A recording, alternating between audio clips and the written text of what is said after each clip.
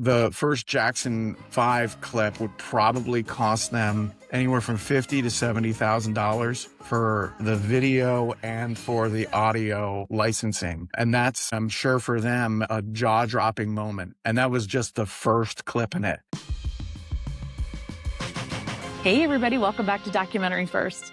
Today we're talking about the one thing that can absolutely bankrupt your film before you even finish it, licensing. Veteran ARC producer Teddy Cannon is here to explain why your favorite clip might cost you $70,000. More importantly, how you could protect your budget by bringing in an expert upstream instead of waiting until it's too late. If you want to avoid the messy middle of production, this episode's for you. Today, I am sitting down with veteran media producer overseeing legal rights and clearances and a tech software entrepreneur, Teddy Cannon. Welcome to the show, Teddy. How you doing? I am awesome. I'm really happy to be here with you today. Today, we are going to be talking about ARC producing. Why don't you tell us what that is? So ARC is an archival and a clearance producer. In today's production line, we don't have normally just an archival producer and then a clearance producer. They've kind of melded the two together. You are an archival producer, but you're also expected to clear as well. So I call that an ARC producer. How did you get into this type of work? It is very specific. Also, people don't really understand how important it is. And people usually leave it till the end. And I say people like me, because I did that. It was not a wise decision. And I'm here hoping to keep people from making the same mistakes I did, which is why I have you on today to teach us why that is a bad idea. Tell us how you got involved in this work and what exactly it all means. I did a lot of years doing the segment producing for like World's Scariest. And we were expected to pull all of the materials together to tell the full story arc. I didn't actually work in the clearance department until I learned what it was.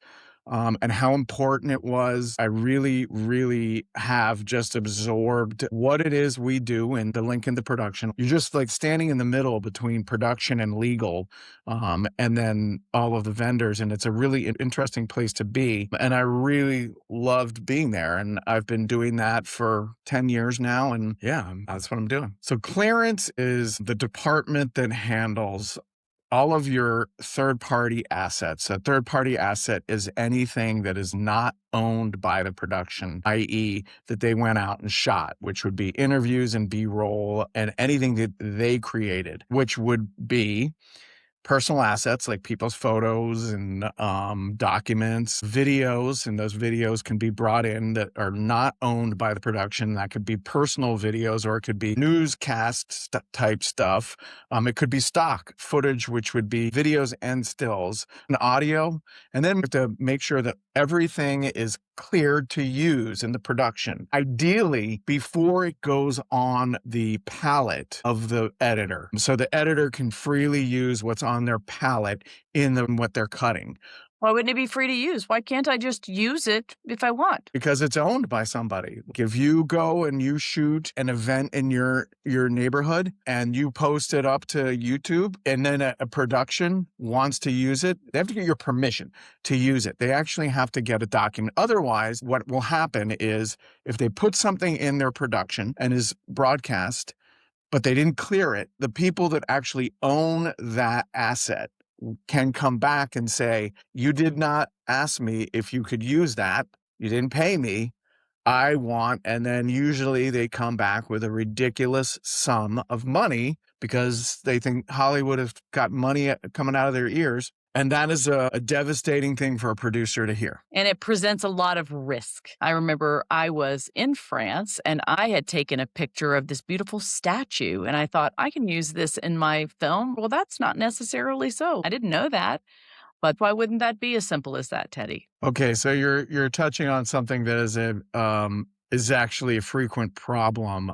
What you're talking about is a work of art and it's owned by somebody.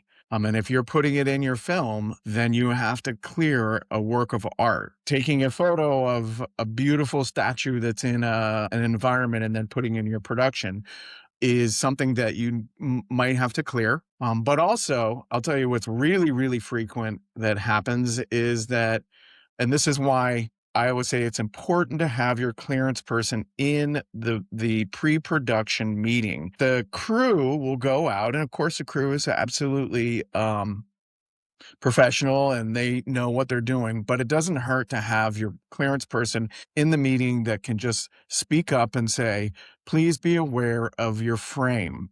If there's any artwork behind the person or any photos or any, anything that needs to be cleared, we're going to have to do that. So either you need to in the field be very vigilant on how you're framing your interview, or you need to send a screen grab of the frame to me and I can review it for you and tell you you're clear, or that is a piece of art and you're going to have to clear it. And so that's one of the things that we run into further downstream when they're in post, long after they've been and shot at an Airbnb and who knows where, and trying to find out what that piece of artwork was on the wall by getting the person who manages the property to go over to the property and look at the back of the painting to see if they can get a name is not an easy situation. You're never working within our time limits. And that when you're that downstream, you're like, I need you to do it right now. And it's like,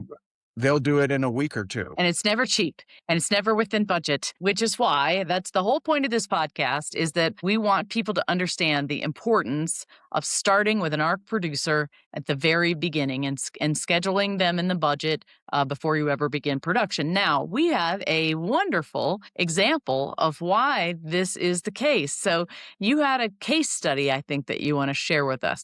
I have a couple of case studies. The first one is one that's actually happening right now. And it is a group that has put together a learning video series. And there are about 9 episodes to it. And it's based around music. And they already cut it. It's already locked. It's already everything. And they came to me and said, can you clear this for us? So in their first episode, they are using 30 seconds of the Jackson 5. And there's another artist, very, very famous artist that they are using. And that's not to mention that all the way through the series, they bring up album covers and they bring up all kinds of things while they're talking about how to make the music. I don't know what they're going to do now. They're in trouble because I sort of sketched out from the first thing, the Jackson 5 clip. If your audience doesn't know, the Jackson family is hyper protective of their brand, highly unlikely that, and this is performance video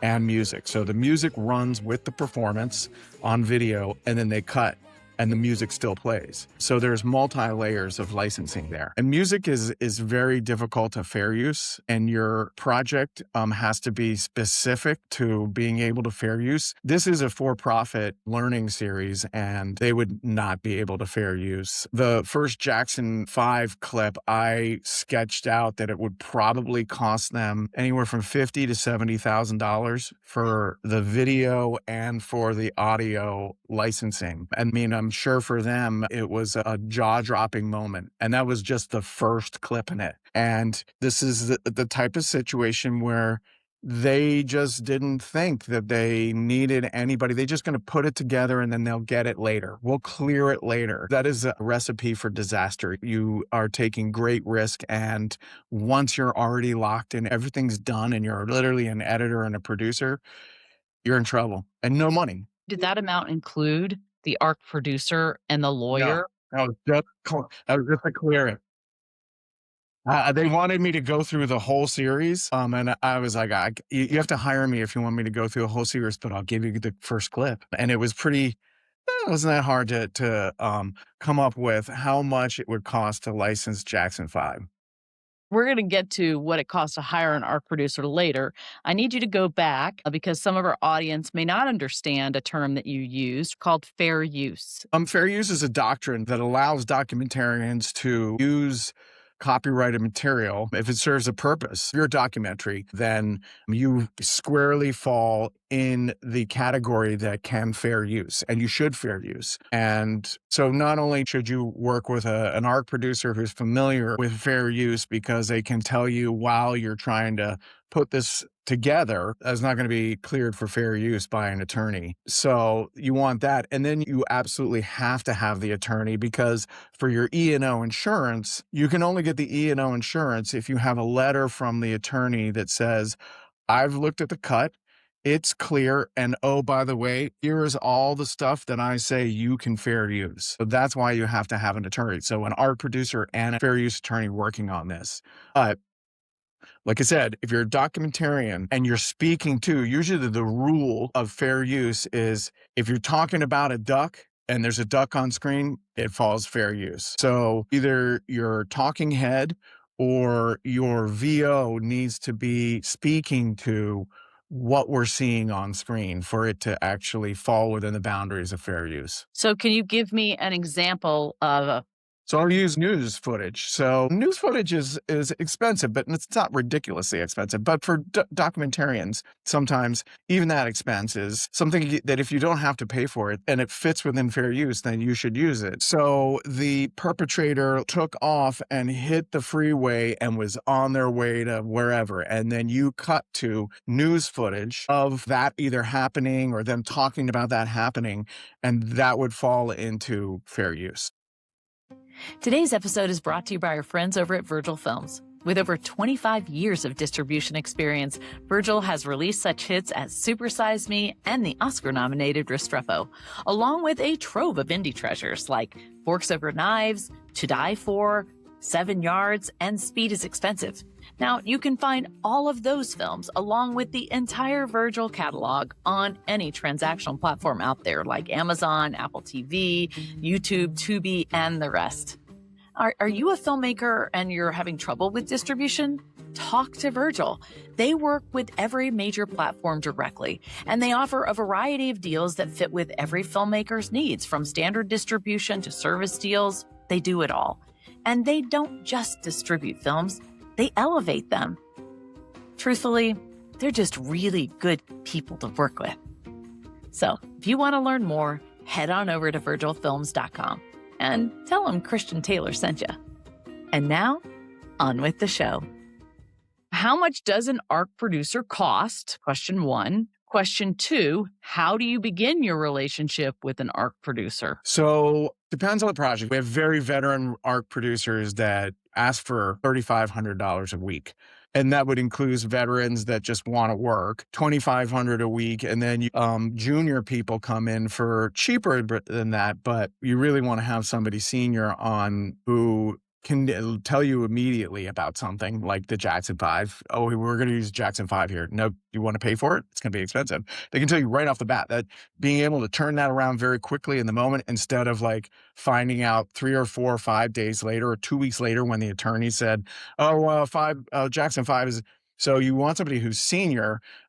Plus they have like really, really great relationships. Explain how that makes a difference. It makes a difference, I guess, for the producer, in that if the budget is very low and those relationships know and respect each other to be able to have a frank conversation on what the project wants to use and how much money they have to use it. If you've had a long-standing relationship with these outlets, it definitely, I believe, helps. So talk to me about how somebody hires an ARC producer, what that looks like. How do you get a quote? You can post jobs on Staff Me Up. There's the Archival Producers Association, the APA, and that's where you're getting really good archival. Again, they're called archival, but all of the people that I work with are veteran clearance people as well. So you reach out and basically you start to have a conversation with the person. And in that conversation, you know pretty clearly, can the person do the job? There's also like the connecting of the people. Because you're working in a really fast-paced, high-stress situation, I call them dance partners, and you want to make sure that you can dance with this person, that they're going to dance with you, and that just is a feeling you get. You will get that from your archival producer. You will go, this is the person. Not only are they knowledgeable, but I feel like they are connecting with me, and then they quote you their rate, their weekly rate, and then hire them. In some ways, it seems like they act as a point guard. You're the coach of your project. They're acting as a point guard with the lawyers with the different places who own the assets, and that can be music, photos, videos, paintings, that can be numbers of things. So let me just add one thing to what you're saying. What we're also really, really skilled at. Well, when I said earlier on that we put the paint on the palette of the editor, so we know how to find what you're looking for. It's like you've hired somebody to go pick berries for you. You tell them what kind of berry you want, and they're like, "Oh, I know where to get that berry." And so they know how to navigate into the brush and find the berries that you need. And then if the berries aren't there, they have been working so long at this that they can sort of like, okay. I'll give you one project I work on, which was a murder that happened in Redding, California in the 1970s, and they needed to set the tone of the area, and they just weren't finding it on any of the standard stock places. And so I started reaching out to like very small museums in the area, and sometimes they didn't even have stuff digitized, but they were willing to let somebody come in and digitize what they had so that they can have material to put in their project that would set the tone for Redding, California in 1972. That is why you want to hire somebody who is a veteran because they know where to go. And if it's not apparent, then they are really good at figuring out where to get it. Like that's my advice on that. I think your whole point of hiring a veteran ARC producer is fantastic because you're right. If the berry isn't there, you're thinking creatively about how to solve a problem. And we've done it 1,000 times before. And I think it's gotta be a source of pride, maybe. I was wondering, can you think about any projects that stand out for you like that, that you're like, "Oh my gosh, I'm super proud"? The Kiss the Future project, which was on the Oscar list, but then it didn't get chosen, but amazing documentary that is about U2 and their involvement in stopping the siege on Sarajevo. There was just this archival footage used in it that literally makes the piece. Like, so you have CNN. So back then there were really only a handful of outlets. I mean, that footage has been used over and over and over again. And so if you're making a documentary and you keep using the same footage, it's not super enticing for the audience. But that stuff that you can find that they've never seen before is the stuff that really impacts. And so that one was filled with that. I'll tell you one that I wasn't a part of that I'm very proud of my community at how important we are to the link in the production line. It's starting to get noticed. We have been sort of delegated as like the lowest end of the production and get very little respect traditionally. These people who can give you, like I said, the paint on your palette to make something that is really incredible. There's a movie out called Yacht rock, which is all about the genre of music that is called yacht rock, that is literally littered end to end with archival. And I can't remember the name of the archival producer that worked on that movie. But he got third billing, which was great. I felt really great that they understood how important this person was so much that they put him as third bill on the project. Yeah, that's amazing.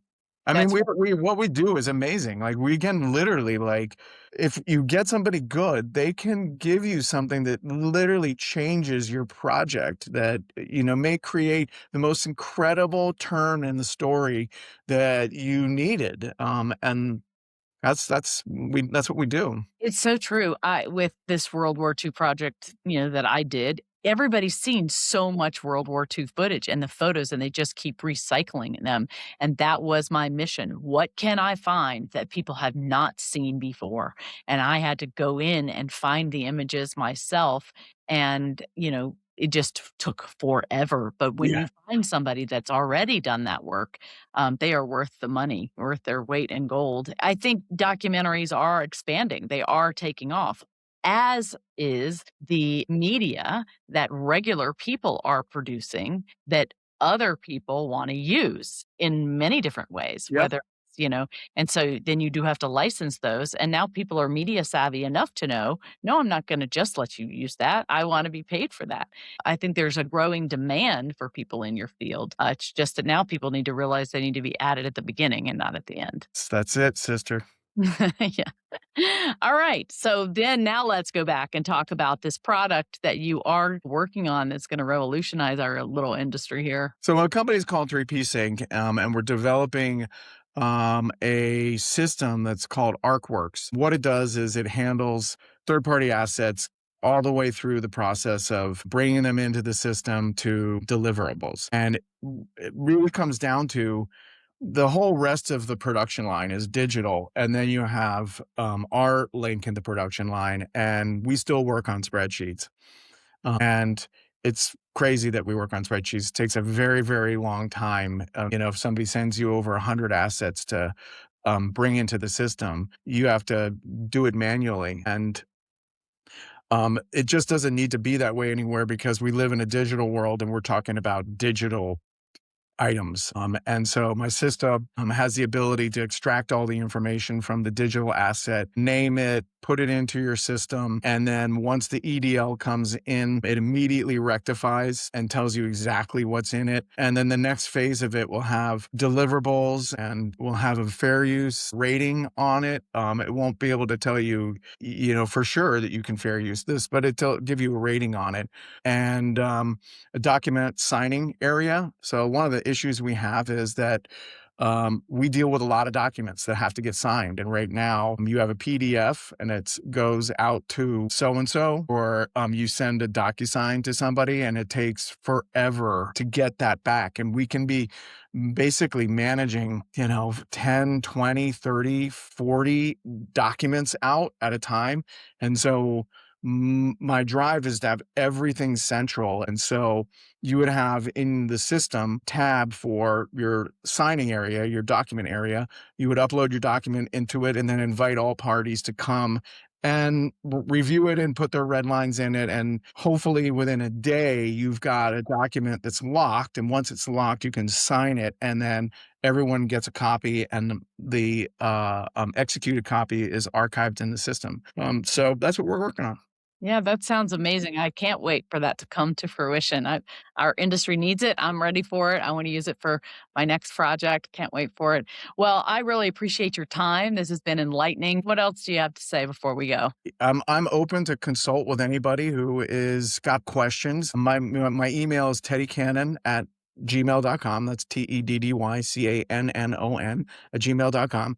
Happy to consult. I work with an attorney. If you're just getting started on your project, I'm absolutely happy to give you some pointers on how to go forward with it and even get some like preliminary attorney response on, the content that you're trying to tell a story about and how to handle it. So I would just say again, like I've been hammering over and over again, bring us on at the top. Bring us on at the top. Yep, that's it. Absolutely.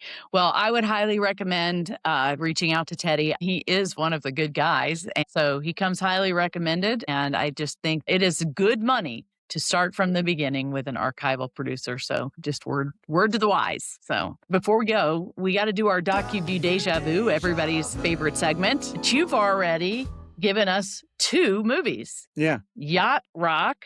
And then the other one was Kiss the Future. Kiss the Future. Those are the 2. Yacht Rock and Kiss the Future. Kiss the Future is on Paramount Plus. Yacht Rock, I don't remember when that's on. Okay, well, we'll find it. But just thank you, Christian, for for all of us that have to more than 50% of the time clean up a mess, for helping get the word out there so that doesn't happen anymore. Yeah, my pleasure. I think you guys are heroes. I think you deserve a lot of recognition. It's hard work. It's hard work in the background and nobody notices it. It's sort of like editors are finally now getting credit as writers. And I cheer that because I do think editors in documentary film do help write the story. And I feel the same is true about ARC producers. Yeah. You guys are part of writing this story, especially in a documentary. And I recognize that the hard way by just messing it up like I do so many other things. So anyway, my pleasure. Hey, if this conversation was useful, the single best thing you can do is just text it to one person. Somebody making a documentary, somebody about to make the same clearance mistakes I made, or somebody who just appreciates a smart conversation about how the work gets done. One share, that's the ask. And if you're new here, hit follow on Apple, Spotify, YouTube, wherever you're listening. Also, a quick written review on Apple Podcasts goes a lot further than you think. And if you want to go deeper with us, join us on Patreon. All the info's in the show notes. All right, everybody, thank you so much for listening to Documentary First, where we believe everybody has a story to tell, and you can be the one to tell it. Bye, everybody.